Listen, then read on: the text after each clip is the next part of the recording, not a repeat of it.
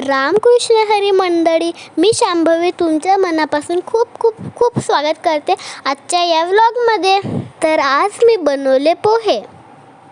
चला तर मग रेसिपीला सुरुवात करूया। सर्वात आधी मी पोह्यांना साफ करून घेतलं। आता कढईमध्ये थोडंसं तेल घालून घ्यायचं। तेल तापले की याच्यात शेंगदाणे तळून घ्यायचे।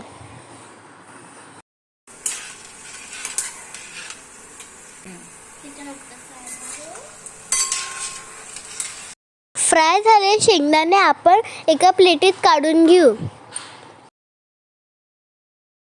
आता पोह्यांना स्वच्छ धुवून घ्यायचं। इथे मी पोहे 3 पाण्याने स्वच्छ धुवून घेतले।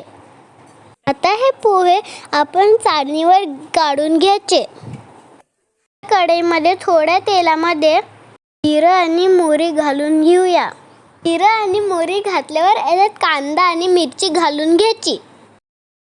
आता कांदा आणि मिरचीला चांगलं परतून घ्यायचं। कांदा आणि मिरची परतले की याच्यात थोडीशी हळद घालायची। हळद छान मिक्स करून घ्यायची। मिक्स झाली की याच्यात पोहे घालून घ्यायचे। आता चवीनुसार मीठ घालायचं।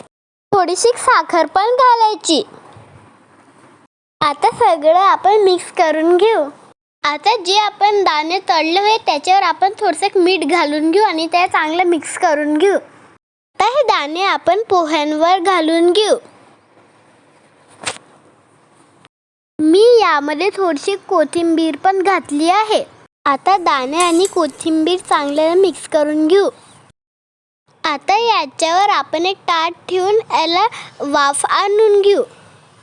तयार आहे आपले झटपट कांदा पोहे।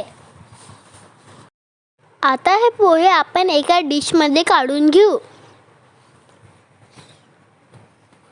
आता आपण यावर थोडी कोथिंबीर आणि डाळिंबाचे दाणे घालून घेऊ। सर्वात शेवटी बारीक शेव घालायचे। आता आपले पोहे खाण्यासाठी रेडी आहेत। अरे, मी लिंबू ठेवणं तर विसरले। लिंबाशिवाय पोहे खायचा काही मज्जाच नाही। तर मंडळी, असा होता माझा आजचा व्लॉग। व्हिडिओ आवडला असल्यास तर लाईक करा, शेअर करा, कॉमेंट करा आणि सबस्क्राईब करायला विसरू नका। भेटूया असाच एका नवीन व्लॉग सोबत। तोपर्यंत बाय।